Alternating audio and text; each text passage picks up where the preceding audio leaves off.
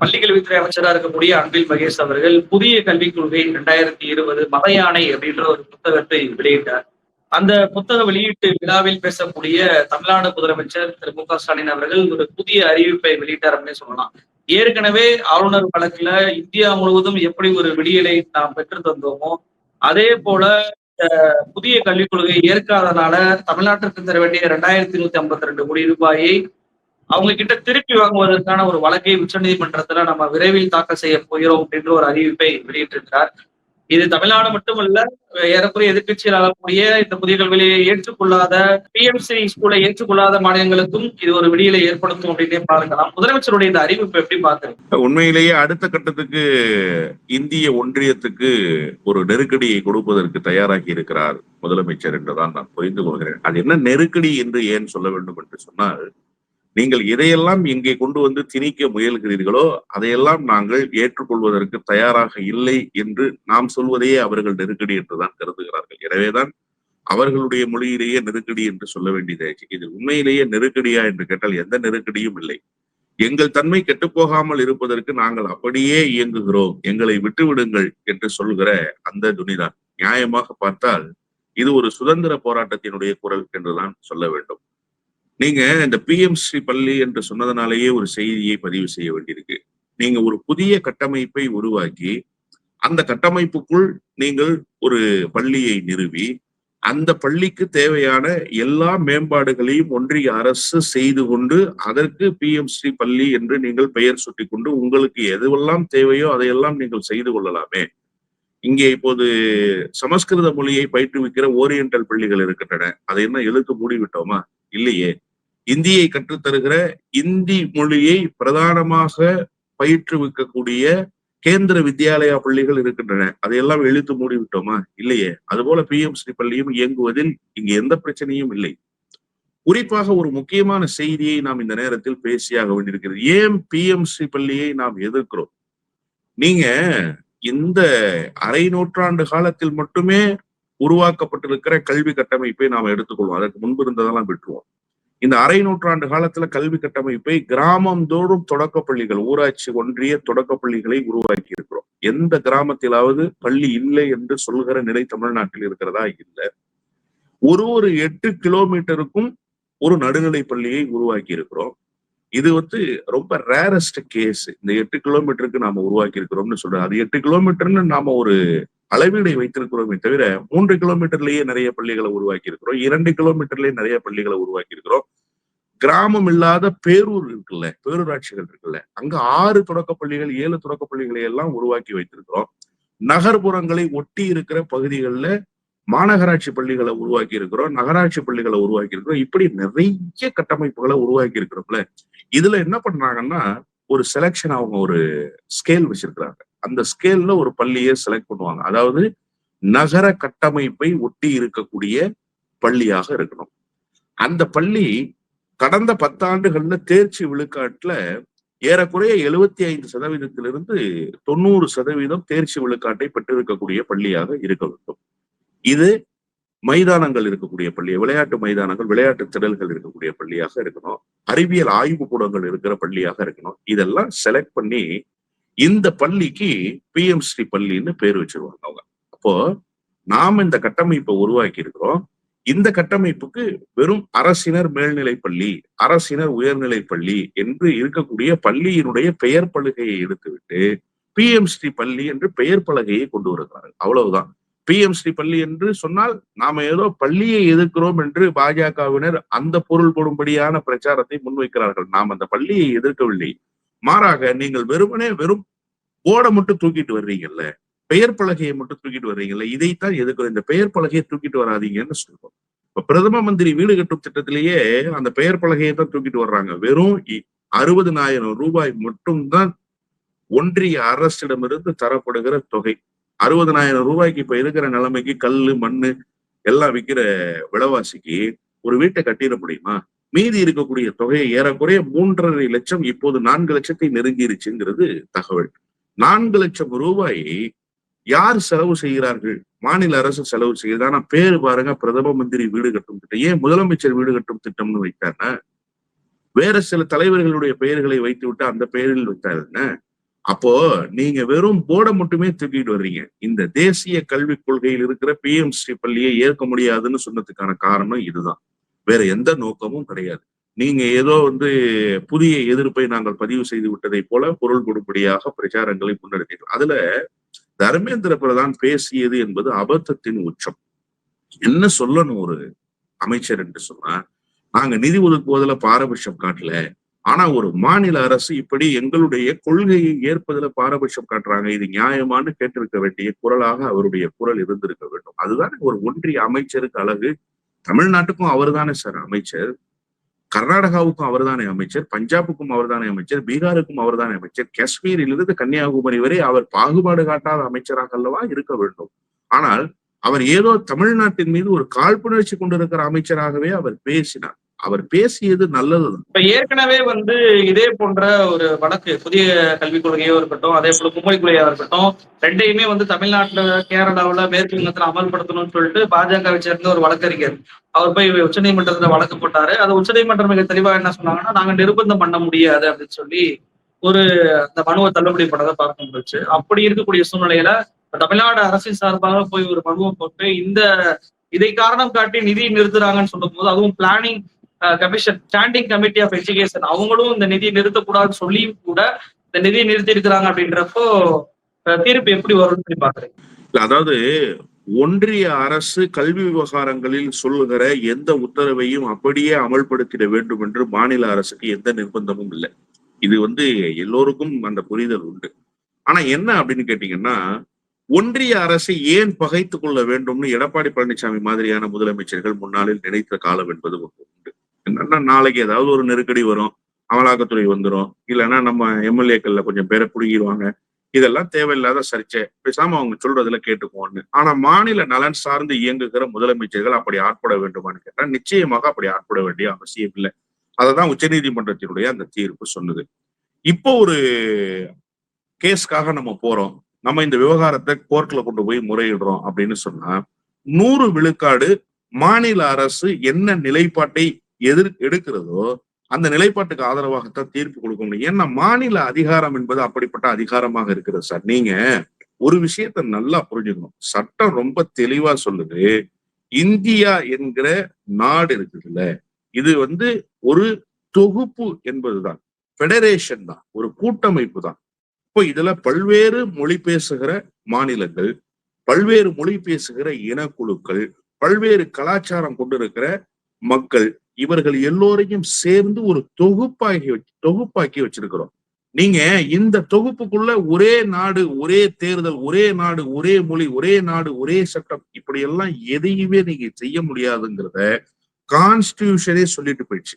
இப்ப கான்ஸ்டிடியூஷன் தான் சார் செல்லும். நீங்க முதலமைச்சர் வெல்றாரா, பிரதமர் வெல்கிறாரா, குடியரசுத் தலைவர் வெல்கிறாரா என்கிற விவாதத்துக்கே போக தேவையில்லை. கான்ஸ்டிடியூஷன் வின் பண்ணுமா பண்ணாதா, சட்டத்தின் ஆட்சி தானே நடக்குது, சட்டத்தின் நாடு தானே இது, கான்ஸ்டிடியூஷன் வெல்லும், அவ்வளவுதான் செய்தி. அப்போ கான்ஸ்டிடியூஷன் படி நாம போய் நிக்கிறோம். இதுல என்ன ரொம்ப முக்கியம்னா, சட்டத்தை எவ்வளவு நேர்த்தியாக நாம பயன்படுத்துறோம்ன்றதுதான்.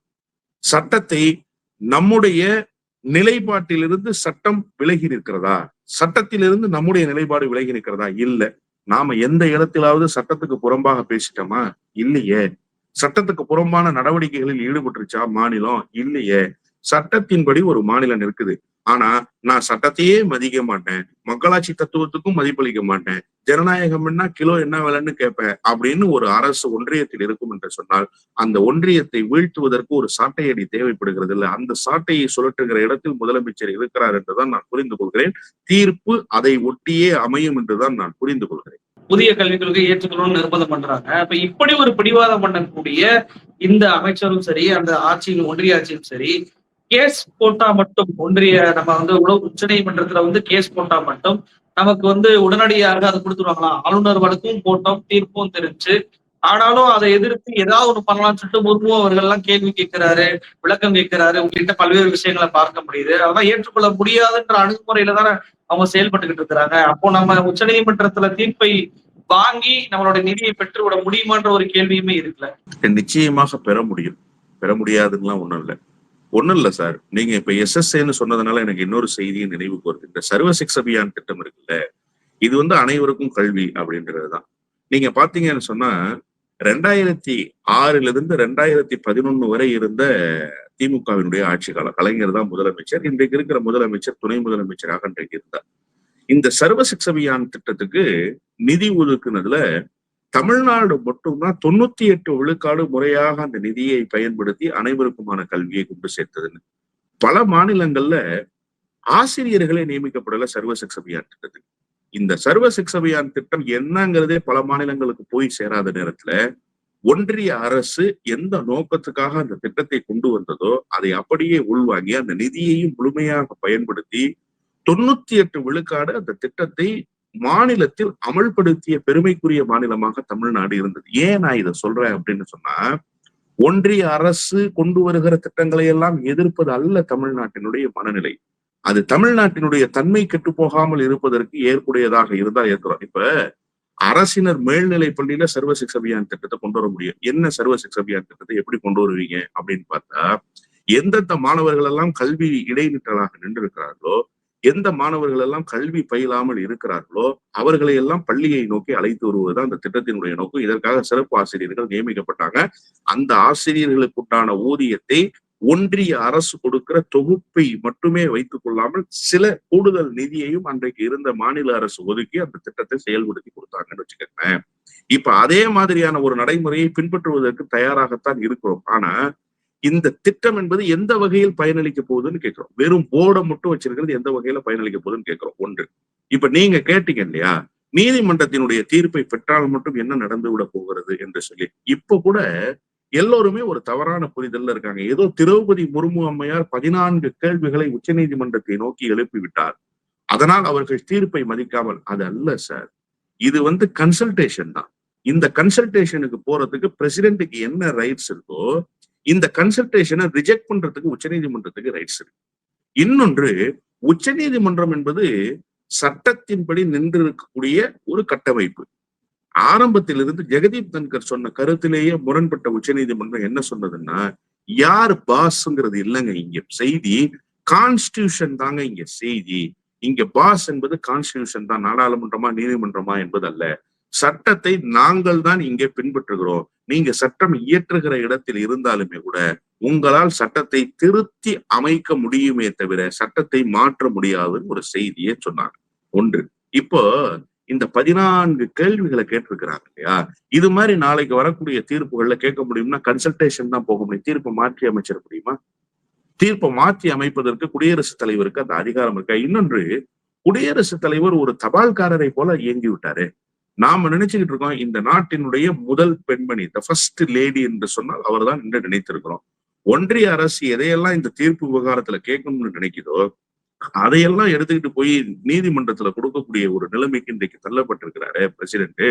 பிரசிடென்ட்டுக்கு உண்டான ரைட்ஸ் என்னங்கிறதையும் மறந்துட்டு இன்றைக்கு அம்பலப்பட்டு போயிருக்கிறார் குடியரசுத் தலைவர் என்றுதான் இதில் பொருள் கொள்ள வேண்டியிருக்கிறது. நாளை ஒரு வேளை இதிலும் நாம் தீர்ப்பு பெற்று வந்து விட்டோம். இதற்கு எதிராகவும் ஒன்றிய அரசு குடியரசுத் தலைவரை பயன்படுத்தும் என்று சொன்னால் குடியரசுத் தலைவர் அம்பலப்பட்டு போவாரே தவிர குடியரசுத் தலைவரால் என்ன செய்துவிட முடியும் என்று நீங்கள் நினைக்கிறீர்கள்? ஒண்ணு வேணாம். இப்ப ரவி விவகாரத்துல குடியரசுத் தலைவர் கன்சல்டேஷனுக்கு போயிருக்காங்க. அது அக்செப்டன்ஸ்ல பதில் வருதா இல்ல ரிஜெக்ஷன்ல போக போதாங்கிறது வரக்கூடிய நாட்கள்ல நமக்கு தெரியும். ஏறக்குறைய அது ரிஜெக்ஷன்ல போறதுக்கான வாய்ப்புகள் தான் இருக்கு. நீங்க தீர்ப்பின் மீது சந்தேகம் எழுப்ப முடியாது, சட்டத்தின் மீது தான் சந்தேகத்தை எழுப்ப முடியும். அந்த விஷயத்துல ரொம்ப கிளாரிட்டியோட தான் நீங்க போகணும். இப்ப இந்த அம்மையார் எழுப்பி இருக்கிறது தீர்ப்பின் மீதான சந்தேகம். தீர்ப்பின் மீது உங்களுக்கு சந்தேகமே எழக்கூடாது சார். தீர்ப்பின் மீது சந்தேகம் எழுந்தா அது யார் கிட்ட எழ வேண்டும் என்று சொன்னால் இதற்கு அடுத்த கட்டமாக இருக்கக்கூடிய உச்சநீதிமன்றத்தினுடைய 5 நீதிபதிகள் அமர்வுல எழணும். நீங்க பிரசிடென்ட் போய் அதை கேட்கக்கூடாது. அதுக்கு ரைட்ஸ் இருக்கான்னு கேட்டா நீங்க உங்களுக்கு அந்த ரைட்ஸ் சட்டம் கொடுக்கவில்லை. நீங்கள் மேல்முறையீட்டுக்குத்தான் போய் அந்த சந்தேகத்தை எழுப்ப வேண்டி இருக்கிறது. எனவே இது நீர்த்து போகத்தான் போகிறது என்பது எல்லோருக்கும் நன்றாகவே தெரியும். சட்ட வல்லுநர்கள் அதைத்தான் சொல்லுவாங்க நிச்சயமா. இப்ப இன்னொரு தீர்ப்பை நாம் நாளை பெற்று வந்தால் இதை எப்படி ஒன்றிய அரசு மறுதளிச்சிட முடியும்னு நினைக்கிறீங்க? நிச்சயமாக ஒன்றிய அரசு மறுதளிக்கவே முடியாது. மறுதளிக்க வேண்டும் என்று ஒன்றிய அரசு நினைத்தாலும் கூட அவர்கள் அம்பலப்பட்டுத்தான் போவார்கள். எனவேதான் உச்ச நீதிமன்றத்தை நாடப் போகிறோம் என்று ஒரு கடிவாளத்தை இப்போது போட்டிருக்கிறார் முதலமைச்சர் என்றுதான் நான் புரிந்து கொள்கிறேன். இப்ப நீங்க சொன்னதான் நேற்றைக்கு பாத்தீங்கன்னா உச்சநீதிமன்றத்திலேயே முன்னாள் நீதிபதியான கோபால் கவுடா அவர்கள் பேசியிருக்கிறார். அதாவது இதுவரைக்கும் யாருமே வாங்காத ஒரு தீர்ப்பை, வரலாற்று சிறப்புமிக்க ஒரு தீர்ப்பை முதலமைச்சர் ஆளுநருக்கு எதிராகவும் பிரசிடண்ட்டுக்கு எதிராகவும் வாங்கியிருக்கிறார்.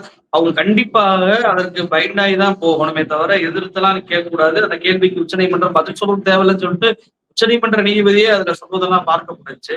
அவர் குறிப்பிட்ட ஒரு வார்த்தையை பயன்படுத்தினார். இப்படியான தீர்ப்புகளை வாங்குவதன் மூலமாக ஒட்டுமொத்த நாட்டுக்கும் விடியலை கொடுப்பதன் மூலமாக தேசிய அளவுல ஒரு மிக முக்கியமான இடத்தை நோக்கி முதலமைச்சர் நகர்ந்து கொண்டிருக்கிறார். விரைவிலேயே அவர் மிகப்பெரிய ஒரு தேசிய தலைவராக வர இருக்கிறார் அப்படின்ற வார்த்தை அவர் பயன்படுத்திருக்கிறார். எப்படி பார்க்குறீங்க ஒரு நீதிபதி அவர்கள் இப்படி ஒரு கணிப்பை சொல்லியிருப்பதை எப்படி பார்க்க? டாலஸ்ட் லீடர் இன் இந்தியா என்று அவர் சொன்னார்.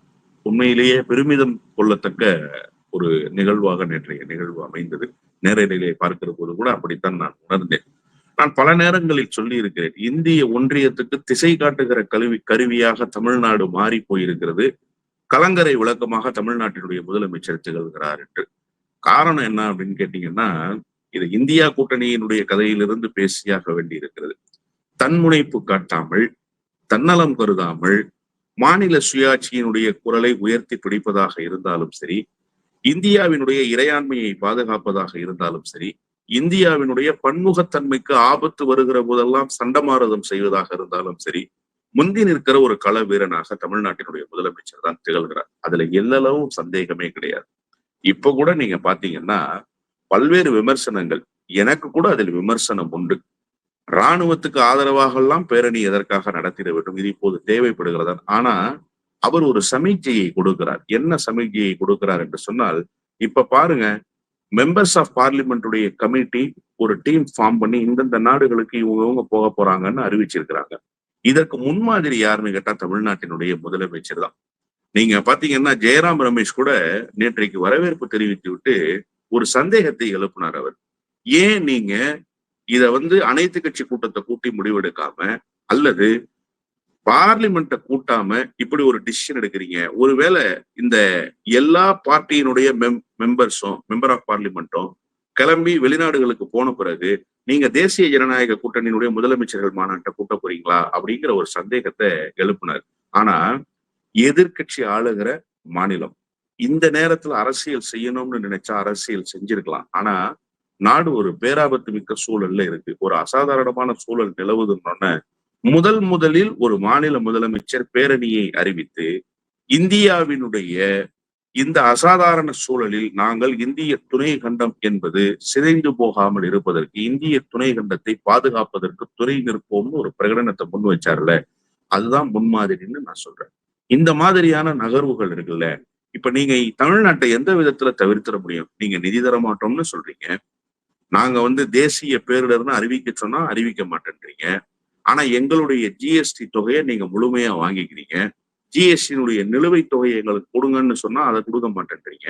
நிதியமைச்சர் ஆணவத்தோடும் திமிரோடும் பேசுகிறார். இவ்வளவுக்கு பிறகும் தர்மேந்திர பிரதான் மாதிரியான ஆட்கள், நான் சொல்றதை கேளு, நீ ஆண்டான் அடிமைதானே என்கிற துணியில அவர் பேசுகிறார். ஒரு பெரியண்ணன் மனோபாவத்தினுடைய குரல் ஒலிக்கிறது. இதற்கெல்லாம் சட்ட ரீதியாக போராட்டத்தை நடத்தி கொண்டு இந்த நாட்டுக்கு ஆபத்து என்று சொன்னால் இந்த பிரதமர் மீது குறை சொல்ல வேண்டும் என்கிற எண்ணம் அவருக்கு வரவில்லை. இந்த நாடு பாதுகாக்கப்பட வேண்டும் என்கிற எண்ணம் தான் அவரிடத்திலே நிற்கிறது. அதனால்தான் அவர் டாலஸ்ட் லீடர் என்கிற அந்த அங்கீகாரத்தை பெற்றிருக்கிறார். இதுல இப்ப உச்சநீதிமன்றத்தினுடைய இந்த தீர்ப்பு இருக்குல்ல, இது கூட சிலர் கேள்வி எழுப்புறாங்க. கேரளா இதை மேற்கோள் காட்டி போனப்ப அது கோர்ட் ரிஜெக்ட் பண்ணிட்டாங்க, இது பொருந்தாதுன்னு சொல்றாங்க. அப்போ இது எப்படி ஒட்டுமொத்த இந்தியாவுக்கான தீர்ப்பாக இருக்கும்? நீங்க அதனாலதான் பேரறிஞர் அண்ணா சொன்னாரு, சட்டம் ஒரு இருட்டரை, வழக்கறிஞர்களின் வாதம் என்பது அதில் ஒரு கைவிளக்கு என்று சொன்னார். ஏன் அப்படின்னு சொன்னா வழக்கறிஞர்கள் எந்த மாதிரியான வாதத்தை முன்வைக்கிறாங்கன்றது பொறுத்துதான் இருக்கு. நீங்க இந்த தீர்ப்பை எதற்கு பயன்படுத்த வேண்டும் என்று சொன்னால், ஆளுநருடைய அதிகார அத்துமீறல்கள் எத்தகையதாக இருக்கிறது. நாம பெற்றிருக்கிற தீர்ப்புல 2 செய்தி இருக்கு. சட்டப்பேரவையினுடைய தீர்மானம், லெஜிஸ்லேட்டிவ் அசம்பிளில கொண்டு வருகிற ரெசல்யூஷன் இருக்குல்ல, அதற்கு ஒப்புதல் தருவதை தவிர ஆளுநருக்கு வேற வழி இல்லை அப்படிங்கிற ஒரு கடிவாளத்தை இந்த தீர்ப்புல நாம பெற்றிருக்கிறோம். ஒண்ணு. இன்னொன்னு, as soon as possibleனு ஒரு வார்த்தையை பயன்படுத்தி அந்த வார்த்தைக்குள்ளாக போய் ஒளிந்து கொண்டிருந்தார்கள் ஆளுநர்கள். அந்த as soon as possible எப்படின்னா, நெறியாளராக இருக்கிற யாசிருக்கு 2 நாள் as soon as possible இருக்கும். பேசி கொண்டிருக்கிற வல்லம் பஷீருக்கு 3 நாள் as soon as possible இருக்கும். பார்த்து கொண்டிருக்கிற மக்களுக்கு 1 நிமிடம் as soon as possible இருக்கும். இது எப்படி as soon as possible முடிவுக்கு கொண்டு வருதுன்ற ஒரு கேள்வி இருக்குல்ல. இதற்கு பின்னால் தான் ஓடி ஓடி ஒரு ஹிடன் ஏரியான்னு ஒண்ணு இருந்தது சட்டத்துல. அந்த ஏரியாவுக்குள் ஒளி பாய்ச்சுகிற வேலையை, வெளிச்சம் பாய்ச்சுகிற வேலையை இந்த தீர்ப்பு தந்திருக்கிறது என்பதுதான் இதுல முக்கியமான செய்தி. இப்ப இதை காட்டித்தான் நீங்க மேற்கோள் காட்டி நீதிமன்றங்கள்ல முறையிடணும். பாருங்க, as soon as possibleக்கு ஒரு வரையறை கொடுத்துட்டாங்க ஆளுநருக்கு. அது மாதிரி ஆளுநருடைய இந்த அத்துமீறலில் ஒரு வரையறை தேவைன்னா அது அக்செப்டன்ஸ்க்கு போகும். இந்த தீர்ப்பு போலவே ஒரு தீர்ப்பை பெற முடியுமா என்று கேட்டால் நிச்சயமாக பெற முடியும். ஏன்னா இதனுடைய தன்மை என்பது வேறு, அதனுடைய தன்மை என்பது வேறு. அதனால்தான் கேரள வழக்குல ரிஜெக்ஷனுக்கு வந்ததுன்னு நான் புரிஞ்சுக்கிறேன். இது சட்ட ரீதியிலான பிரச்சனை. ஆனா இந்த தீர்ப்பு ஜார்க்கண்ட் மாநிலத்துக்கு பொருந்தாதா, பீகார் மாநிலத்துக்கு பொருந்தாதா, டெல்லி போன்ற மாநிலங்களுக்கு பொருந்தாதா, யூனியன் பிரதேசங்களுக்கு பொருந்தாதா? நிச்சயமாக பொருந்தும். ஆளுநர்கள் எங்கெல்லாம் அத்துமீறுகிறார்களோ அங்கெல்லாம் பொருந்தும். ஒரே ஒரு விஷயம் தான் சார். இப்ப ஜெகதீப் தன்கர் சொன்னார்ல, எங்களுக்கு தான் அதிகாரம் இருக்கு, நாடாளுமன்றத்துக்கு தான். உச்ச நீதிமன்றத்துக்கு என்ன அதிகாரம் இருக்கு? உச்ச நீதிமன்றம் எப்படி சொல்ல முடியும்? நாங்க தான் பாஸ்ன்னு சொன்னாரு. அதுக்கு என்ன ஆதாரம்? அதுக்கு என்ன தீர்ப்பு நீங்க வச்சிருக்கிறீங்க? சட்டம் உங்களுக்கு அப்படி ஏதாவது வரையறையை கொடுத்திருக்கிறதா? ஆனா நாம இன்னைக்கு வச்சிருக்கோம். லெஜிஸ்லேட்டிவ் அசம்பிளி தான்டா பாஸ், கவர்னர் இல்லடா பாஸ்ன்ற தீர்ப்பை நாம இன்னைக்கு வாங்கி வச்சிருக்கிறோம்ல. இந்த வரலாற்று சிறப்பு மிக்க தீர்ப்பை பெறுவதற்கு கலைஞர் முயன்றார், பலனளிக்கவில்லை. நம்பூதிரிபாட் முயன்றார், பலனளிக்கவில்லை. எஸ்ஆர் பொம்மை முயன்றார், பலனளிக்கவில்லை. இன்னும் எத்தனையோ தலைவர்கள், ஜோதிபாசு உட்பட நான் சொல்கிறேன், யாரும் இந்த தீர்ப்பை பெறுகிற முயற்சியில் ஈடுபட்டார்களே தவிர வெற்றியை பிடிக்க முடியவில்லை. ஆனால் இந்த தலைவர்கள் எல்லாம் பெற முடியாத வெற்றியை நம்முடைய முதலமைச்சர் பெற்றார். அதனால் தான் நேற்றைக்கு உச்ச நீதிமன்றத்தினுடைய முன்னாள் நீதியரசர் சொல்கிறார், த டாலஸ்ட் லீடர் இன் இந்தியா என்று சொல்கிறார். எனவேதான் இனி வரக்கூடிய காலங்களில் முத்துவேல் கருணாநிதி ஸ்டாலின் என்ன வியூகம் வகுக்கிறாரோ அந்த வியூகத்துக்கு ஆட்பட்டு அரசியல் பயணத்தை மேற்கொள்ள வேண்டிய நிலை ஒன்றிய அரசிடமிருந்து வரும் என்றுதான் நான் புரிந்து கொள்கிறேன். நிகழ்ச்சியில் கலந்து கொண்டு பல்வேறு தகவலை நம்ம நினைத்து பகிர்ந்தீங்க.